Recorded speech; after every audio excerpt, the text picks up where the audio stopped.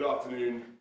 Today I'm joined by Sir Simon Stevens, Chief Executive of NHS England, and Brigadier Phil Prosser, who is Commander of Military Support to the vaccine delivery programme across our United Kingdom. Because I know there's now one question at the very top of your minds, and that is how fast and how effectively we can get these millions of new vaccines into the arms of the most vulnerable and those who need them most. And you want to know that we in government, the NHS, the armed forces, local and regional government, government at every level, are truly throwing everything at it, round the clock, if necessary. And I believe that with the country once again in lockdown, all the difficulties that means for you, for your family, for students, for education, for your businesses, and of course with the tragic number of deaths that we're seeing and that we've seen today, you have a right to understand exactly how we're cracking this problem and how the national vaccine effort is progressing. And you rightly want to know how we're going to reach the target that I set out earlier this week of offering a slot for vaccination by 15th of February for everyone in those key groups identified by the Joint Committee on Vaccination and Immunisation. That's over 12 million people in England and 15 million in the UK, including older care home staff, older care home residents and staff, everyone 70 or over, all frontline NHS and care staff, and all those who are clinically extremely vulnerable.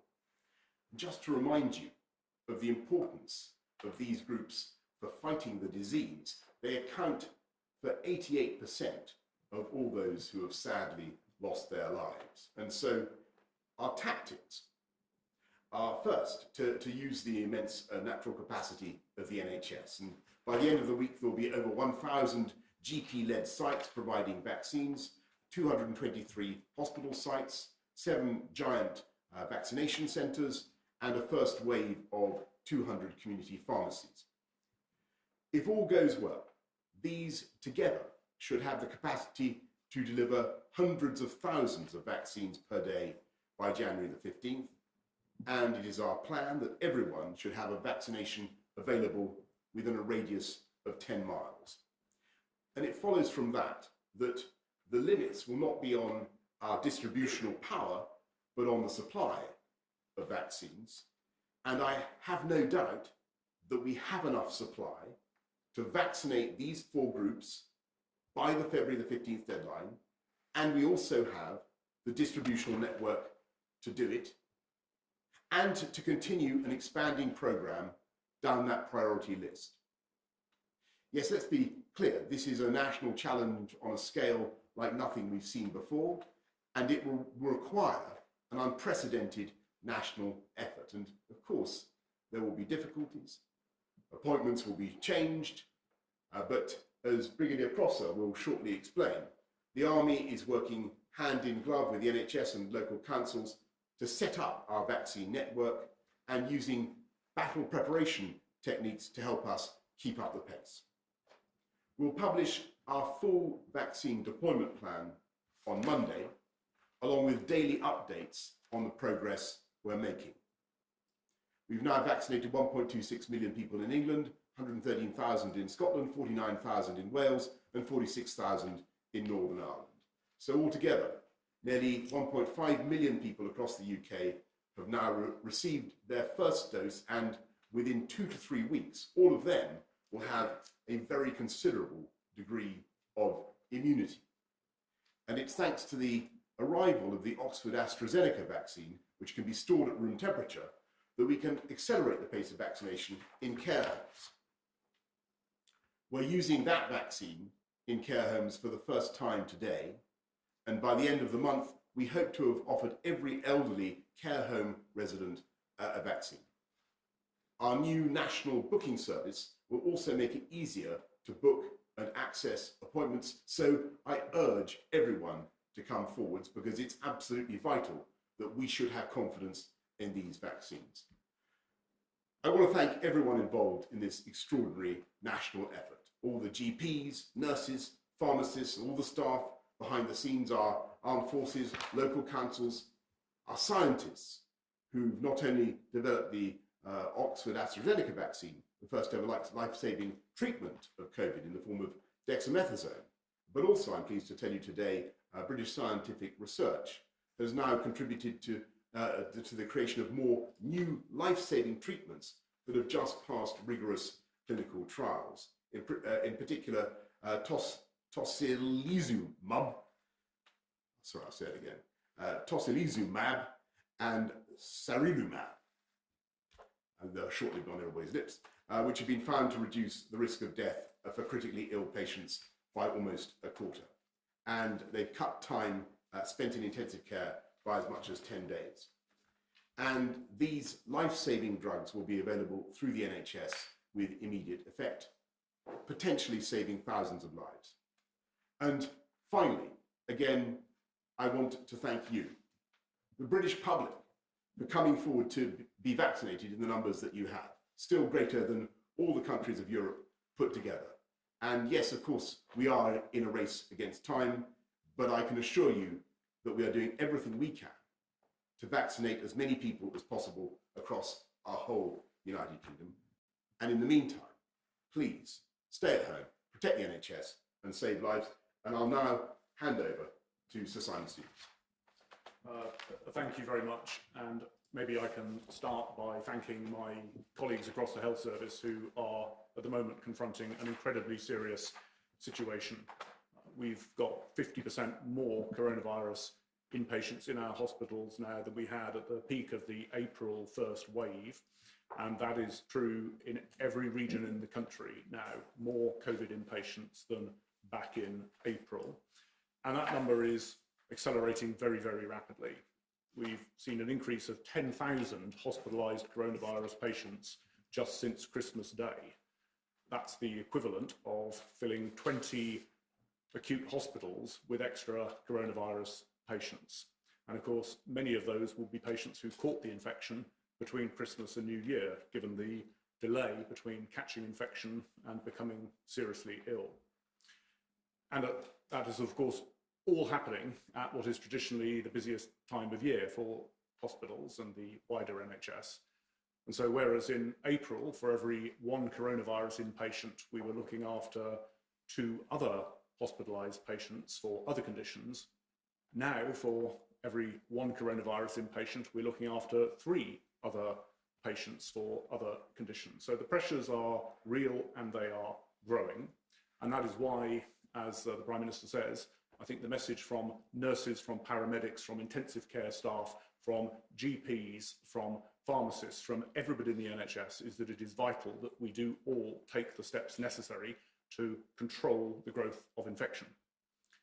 And so there's nobody more motivated to deliver a vaccination programme speedily than the staff of the health service, because they are living day by day with the consequences, the tragic consequences for patients and for families and for colleagues of not having coronavirus under control. And so the Prime Minister has set this very challenging but hugely important goal that we are able to offer the COVID vaccine to everybody aged 70 and above, as well as patients who are clinically extremely vulnerable and the health and care staff who look after them by the 15th of February.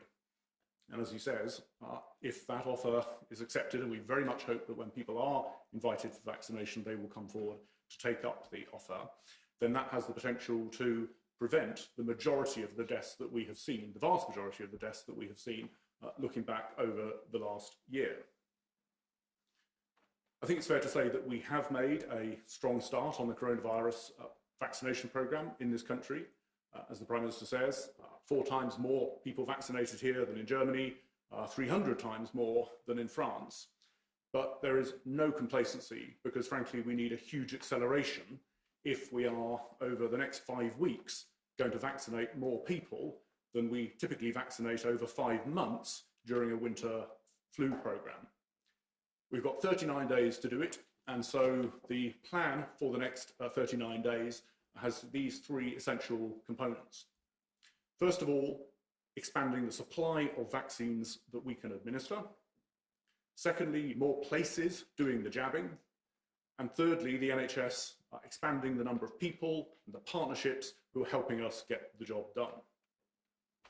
So on vaccine supply, as you know, on the 8th of December, we were able to provide the first COVID vaccination approved by an independent regulator here in this country to Margaret Keenan in Coventry. And during the course of January, we will have much more vaccine supply than we had in December. And during February, we will have more vaccine supply in addition to that. So assuming and providing that that vaccine supply continues to be available to us, as it looks as if it will be, then we will certainly be able to offer all the vaccination slots that the Prime Minister has described. So vaccine supply is coming online. The second part of it then, of course, is more places where the vaccine is administered. And we want to increase the number of people and places doing vaccination as supply increases day by day and week by week. And there are 3 ways in which people will be invited to come forward to get their vaccination. The first and the bulk of the vaccination will be through local GP practices and pharmacists together offering services to their local patients. And we've expanded the number of places from 116 across the country that were doing that in mid-December to 739 of these local vaccination services today, growing to over 1,000 by the end of next week. In addition to that, secondly, we've got hospital hubs that will be vaccinating social care and care home and NHS staff, and their numbers have expanded from 50 up to 206, and that will be 223, essentially the bulk of the hospital sites across the NHS providing that service from the end of next week. And then thirdly, in addition, we are establishing these larger vaccination centres that will work 7 days a week, extended hours in sports stadia and other public venues where people will also be invited if that is more convenient for them.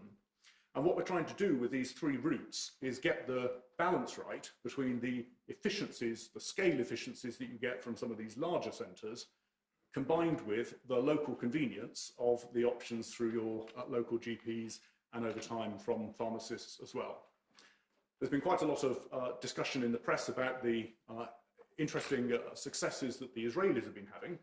They have chosen to do most of their vaccination through these larger bespoke vaccination sites rather than through their local pharmacists and the local GPs. We think, given the geography of this country, actually having a mixture of those different routes will be the right answer, and we will steadily expand those number of ways in which you can get vaccinated as supply continues to increase. So firstly, expanded supply. Secondly, an increase in the number of places that are providing vaccination. And then thirdly, of course, matched by an increase in the number of people who are doing the vaccinating, many of whom will come from our partners, not just the NHS. And so we've now got over 80,000 people who are trained on these particular types of vaccinations, able to administer them, of whom 18,000 have already begun work in different contexts. The St John's Ambulance are working with us. They've identified over 20,000 volunteers who want to come and help, together with the Royal Voluntary Service and others. And in addition to that, we are unashamedly tapping into the logistics brilliance of the armed forces to ensure that the supply chain and the distribution works well alongside the usual channels that hospitals and GPs and pharmacists provide. And it's that combination then of those 3 parts to the plan that are what are, we think, going to give us the opportunity to make that offer to millions of people over the next 5 weeks. But at that point, let me, Prime Minister, hand over to Brigadier Prosser, who I think will describe the role that the Army are playing in supporting us in the NHS. Brigadier. Thank you, Prime Minister. So I am Brigadier Phil Prosser, and I am coordinating the military support to the government's vaccination programme. I think it's important to note that all aspects of our work have been in support of the NHS. My team are embedded with them, and in the past 8 weeks we've been working with some of the most professional, dedicated and amazing people that I have had the honour to serve alongside. We are one team. The main assistance we have provided is planning support, drawing on our extensive operational and logistic experience. We are adding to what is already an extremely high-performance team in NHS England headquarters. In my day job, I am Commander 101 Logistic Brigade, and it is my role to deliver combat supplies to UK forces in time of war. My team are used to complexity and building supply chains at speed in the most arduous and challenging conditions. The military uses 3 steps to plan and deliver complex operations. First, we analyse the situation and the mission. We then identify choices to select the best plan, and then we execute that plan at pace. In this case, the mission is to support the NHS in delivering the maximum amount of vaccine to minimise the number of infections and deaths as quickly and as safely as possible. We have worked shoulder to shoulder with the exceptional NHS team, sharing clinical and logistical analysis. The plan has many challenges which are difficult to balance. We need to make sure every one of you has equal access to the vaccine, no matter where you are in England. We need to be mobile enough to access those clinically vulnerable in care homes. The plan is reliant on Pfizer storage down to -75 degrees, and it must be flexible enough to allow us to adapt to changes as the situation evolves. So the plan needs to be agile. We aim to deliver vaccine as soon after it is supplied as possible, not leaving vast quantities in the warehouse. It needs to be in arms, not on shelves. An added complexity is that this all takes place against the backdrop of a global pandemic and the logistical and workforce challenges this brings. The final phase is to execute the plan. Our aim is to deliver operational excellence. Working with the NHS, we use techniques tried and tested on previous operations in the UK and abroad to deliver command and control to the activity on the ground, ensuring performance targets are met and resources are allocated to where they are needed most. A vaccination programme of this scale has not been done before, and we are learning as we go. In the event it is required, we also have 21 vaccination quick reaction force teams made up of 6 military healthcare experts able to deploy anywhere in England at short notice. I found this logistic operation to be unparalleled in its scale and complexity, and I say this having served in operations around the world. To give you some impression of the work that has been done, in the 30 days this programme has been in operation, we have delivered 1.26 million doses of vaccine, hundreds of millions of consumable items, and established 769 sites. That's the equivalent to setting up a major supermarket chain in less than a month. And next week we will further increase our footprint by another 20%. I've been immensely proud to see how everyone in this programme has stepped up to deliver professional excellence when the country has needed it most. At every level, the NHS and my team have faced numerous challenges with an heroic will to succeed. It is truly a one-team approach. I'm a proud member of the Armed Forces, an organisation drawn from all communities across the UK and the Commonwealth. My team and I are honoured to be able to serve those communities and to protect our nation at home. I feel immensely proud of our collective national effort in supporting the NHS, and I truly believe we will defeat this pandemic together. Thank you. Thank you very much, Brigadier, and thank you very much, Simon. Let's go to Judith from Leeds. How can early years provision be safe if primary schools are deemed to be a vector for the spread of the virus? Is this not defeating the purpose of this lockdown? Well, thanks very much, Judith. I might ask Simon to comment on this as well, but the whole point is, of course, that we believe that schools are safe and indeed all places of education are safe, Judith, including early years provision. It's just that we have to look at the overall budget of risk, the overall spread that schools can can be involved in, but there are other very, very important reasons for wanting to keep early years provision going to help key workers, to help vital services continue during the pandemic. I hope you appreciate the distinction. Simon, anything you want to add to that? Well, no, obviously, we defer to the advice of the Chief Medical Officer and SAGE on these points. But as you say, Prime Minister, a lot of the staff of the health service do rely on having available childcare, and so doing everything we can to, keep schools and early years education safe, nevertheless enable people to continue to come to work as a critical care nurse or as a junior doctor. That is hugely important to the NHS's effort as well. Thanks a lot. Let's go to Stephen from Sheffield. University students are being encouraged to not return to rented town-time addresses and have not received anywhere near the same quality of service that they would have received if it were not for the pandemic. Can the government outline then the ways that it intends to support university students over the coming weeks? Thanks very much, Stephen. And this was a question that I've been asked repeatedly in the course of the last few days. And I think that we need to look very hard at the deal that students are getting, Stephen. We need to see what more we can do, frankly, to support students and to help them in what has been a very, very difficult time. And of course, at the moment they're not able to go back to their universities, except for very, very few key practical courses. And I know how frustrating that is, and I know the financial frustrations that entails. And I can tell you, Stephen, that we're looking at that now, and you'll be hearing more about that from the Education Secretary. Let's go to Alex Forsyth of the BBC. Many thanks. Before coming on to COVID, I'd just like to ask about the events in the US. Prime Minister, was Donald Trump responsible for inciting the crowds that stormed the Capitol? And on COVID, you set some pretty ambitious targets for your vaccination programme. How confident are you that this time you can deliver on your promises? And how close now is the race between the vaccine and the virus?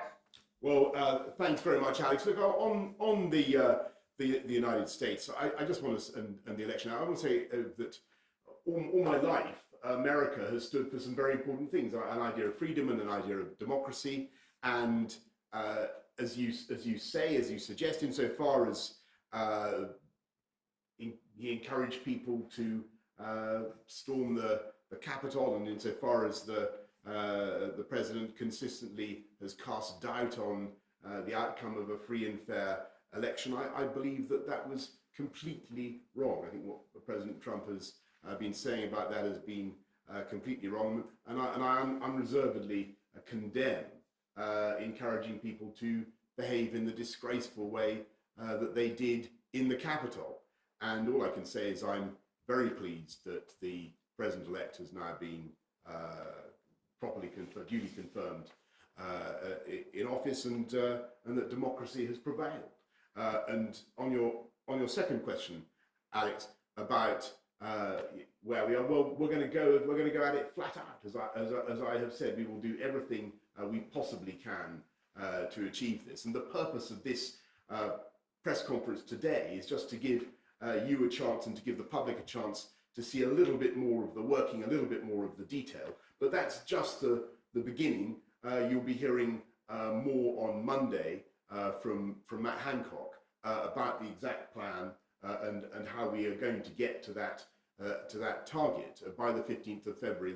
Those first 4 groups of the Joint Committee on Vaccination and Immunisation. And I think it was very important to stress what Simon said, that you can make a huge difference if you reach all those groups, but we do depend on people coming forward. I really do urge people, when you get notification, when you get a message from the NHS, from your doctor saying that you're eligible for a vaccine, please take it.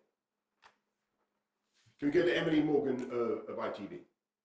Thank you, Prime Minister. I wonder if you can tell us in the clearest possible terms why it is that GPs aren't getting regular supplies of the vaccine and why they don't know when their next delivery is going to be.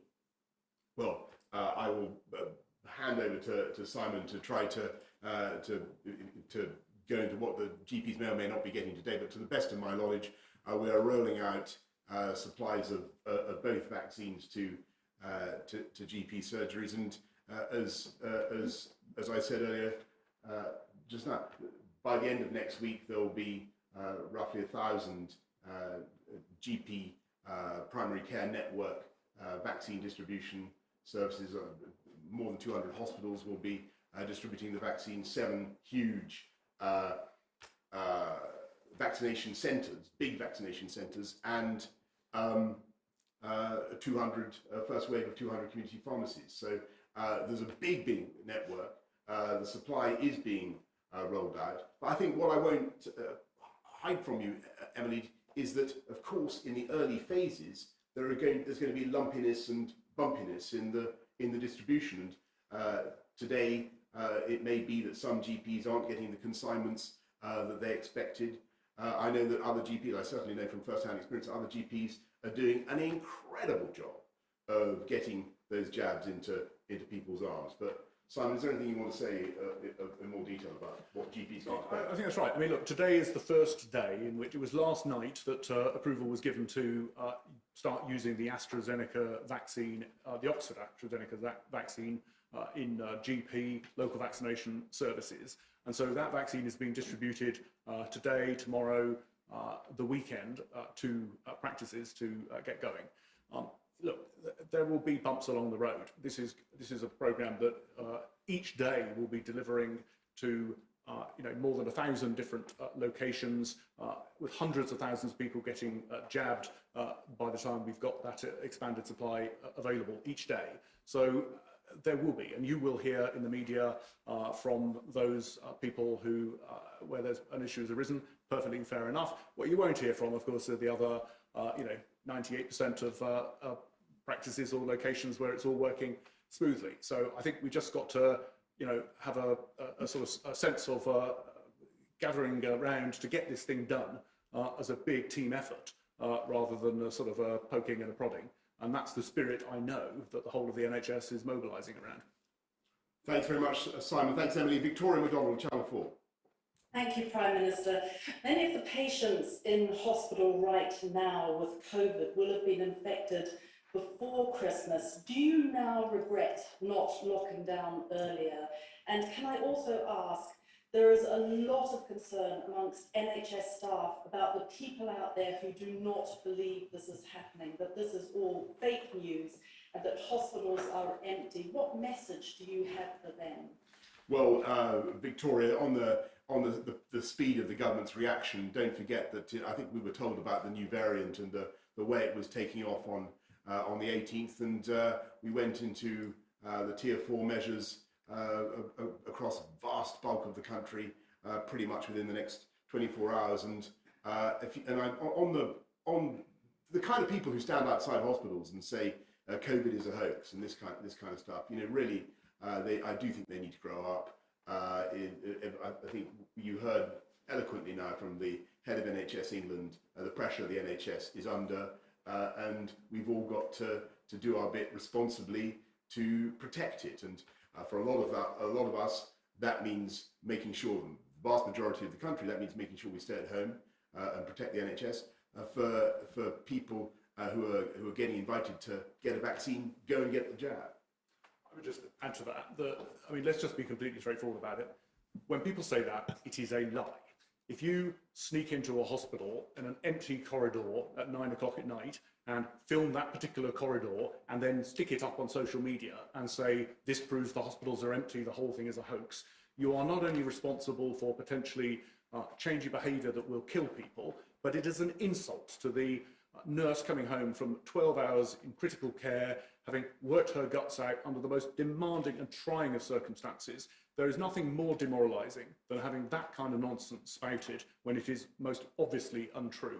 And so actually looking at some of the reports that Channel 4 and, dare I say it, BBC, Fergus Walsh had a brilliant report last night from University College Hospitals. The same has been true for ITV, Sky. I mean, you are reporting what is actually going on. That is what people need to concentrate on. Thanks very much. Chris Smith of The Times.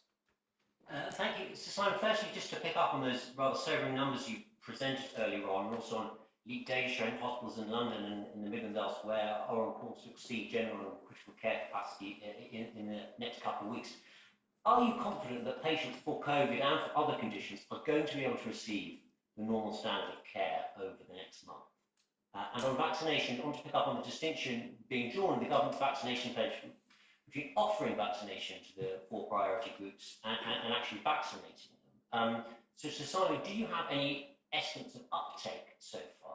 And Prime Minister, can you make the additional commitment not just to offer the vaccine, but even if it means moving on to younger age groups to have actually vaccinated more than 13 million people by February 15th? Okay, well, shall I start? Go on, yes. Shall I take those in reverse then, Chris? So on the first point, obviously vaccination is voluntary, so we can't require, it wouldn't be right to require that all of those eligible in this first phase take up the offer. But I think the evidence from this year's flu vaccination programme is that uptake is likely to be high. Over 80% of people aged 65 and over have taken up the flu jab this year. That's up by 10 percentage points on last year. And as I think I've previously discussed, having flu and COVID at the same time significantly increases your risk of death. So I think people have heard that message and we're finding a very good response when people are invited to come forward that they will do so. We're not just going to let that sort of find its own level. We're also going to make sure that we are paying particular attention over the next 4 or 5 weeks to those groups who we definitely want to see come forward where there's been some targeted misinformation, including some of the minority ethnic communities across the country who have been really disgracefully targeted with nonsense about vaccination. And then if vaccine supply is such that after everybody who's come forward and wants to come forward has done so, we've still got vaccine available, then obviously we will be coming back to government and asking government and the chief medical officers for their permission to use that in other ways. We want to make sure that the vaccine supply we've got gets into people's arms. On your first point, look, I mean, the situation in London, as well as across parts of the southeast and increasingly the rest of the country, given this new variant, is very serious.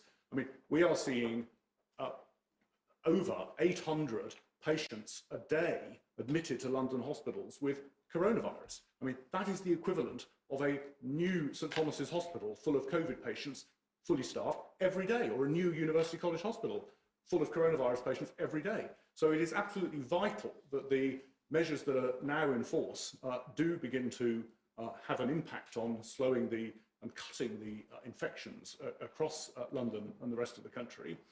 In the meantime, what hospitals are doing, as you probably know, Chris, is they are expanding their critical care into other parts of the hospital, so-called surge capacity. So we've got over 1,300 of these surge critical care beds open across the country. That is putting obviously great pressure on staff. That's what we will continue to do, but it is vital that the infection rate now comes under control. And Chris, you asked whether we can do more than 13 million and whether we can, or more than 15 million, or whether we can exceed the target, I think is what you said. And I want to stress this is a very challenging, stretching target, as I think that Simon said right at the beginning. But I think it's vital for us in government to set ourselves the most difficult possible targets that we think we can conceivably achieve, because I know that's what you and the public will want us to be doing right now. This is everybody's in lockdown, as everybody can see. The NHS is under extreme pressure already. We have to get this done as fast and as efficiently as possible, and I do believe that it is attainable. I do believe that those numbers are doable. But clearly it will be a big stretch, it will be a huge national effort, and we want to, and to be frank, we want our working and our efforts to be scrutinised and to be visible in order to give the maximum possible confidence, and that's the purpose of what I'm saying today and what we'll be saying from Monday and the coming days. Let's go to Will James of Reuters. Thank you. A question for Sir Simon first. People who had their first shot of the Pfizer vaccine are getting worried because they had their appointments cancelled that they're not going to get their second shot. Can you guarantee that they will get that vaccine in their arm in time for the second dose?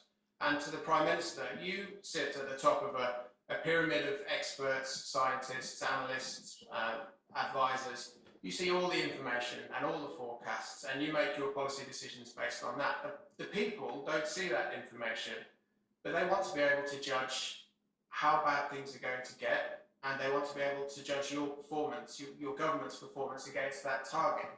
So based on the decisions that you've made, what is your expectation of the overall toll of this virus come the spring? Okay, well, on the first question, well, the answer is a very straightforward one, which is yes, people will get their second jabs, whether that's Pfizer or AstraZeneca. As you know, the health service has been asked, following the medical advice from the independent regulator, the Joint Committee on Vaccinations and Immunisations, and the chief medical officers, to put the optimal gap between having your first dose and your second dose, so within 12 weeks, because the data from the Pfizer jab shows that after 12 days, you've got perhaps 90% plus of the benefit anyway. And as a result, it means that we're able to offer vaccination to many more people, twice as many people, with that Pfizer dosing over the next several weeks. And so just to make it personal, and I haven't actually asked my mum whether she minds me saying this, but my parents are both in their 80s, neither of whom have yet been offered the jab. As a consequence of doing this, both my mum and my dad will be able to get a first dose, whereas had we not done this, it would just have been one or the other. And on your question about the overall toll, well, I can't give you that number. What I can say is it will be tragically far too high. Though every death is a tragedy, we mourn every person we lose in this pandemic.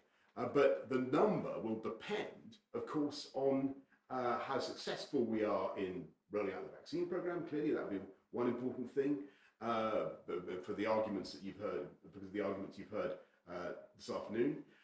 But also, perhaps even more importantly, it will depend on our continued ability to work together to stop transmission. And that is why we're having to do the measures that we are at the moment. So in a sense, it depends on all of us following the guidance protecting the NHS. That is the crucial thing. Let's go to Sophia Slay of the Evening Standard. Prime Minister, I'd like to pick up on some of Sir Simon's comments about London hospitals, which are pretty much staring into the abyss right now. They are described as being less than 2 weeks from being overwhelmed, even under the best case scenario. Why wasn't more done to stop us ending up here? And what are you doing right now to help the capital's hospitals? And my second question is for all of you, really. When the vaccine was announced last year, many people expected that they would soon be able to hug their elderly relatives again, and that care homes would be able to open their doors within weeks. Can you really spell out for us what the reality of the position is now? How long before grandma can be hugged? How long before care homes can let residents have a day out with their families? Okay, well, on your first point, Sophia, the 4 chief medical officers for England and Wales and Scotland and Northern Ireland, they said on Monday that given the rising infections, particularly this new variant, quote, without further action, there is a material risk of the NHS in several areas being overwhelmed in the next 21 days, close quotes. That's why the risk level was raised, if you like. And we clearly are seeing that in London, which is why the London hospitals are expanding the number of beds they've got available. They're making use of the independent sector. The London NHS intends to open the London Nightingale next week, which also, by the way, will be being used as one of our large vaccination centres so that Londoners have the option of being vaccinated there. So I think there's no doubt that hospitals and indeed GPs, the London Ambulance Service, the entirety of the health service in London is mobilising to do everything it possibly can. But the infections, the rate of growth in admissions, that is what collectively the country's got to get under control. Sophia, just on the way ahead, I really want to repeat what I've been saying over the last couple of days, because there are lots of conditionals for the February 15th deadline. If the vaccine programme goes ahead at the speed that we've all been talking about this afternoon, if there are no new variants that we uncover that mean we have to change our plans, Again, if the vaccine remains efficacious, and we've got no reasons to think that the vaccines are not efficacious at the moment, then I really do think that by February the 15th, there will be the chance, I hope very much there will be the chance to look at some relaxations of restrictions. And as I've said, schools will certainly be the priority that we want to address. And to repeat, I do think that things will be, as Chris Whitty and others have said, I do think things will be much better by the spring. By April, things will be very different. But all that depends on the rollout of the vaccine programme, which we've discussed, and you'll be hearing a lot more about, but above all on our continued willingness to come together, protect the NHS, stay at home and save lives. Thank you all very much.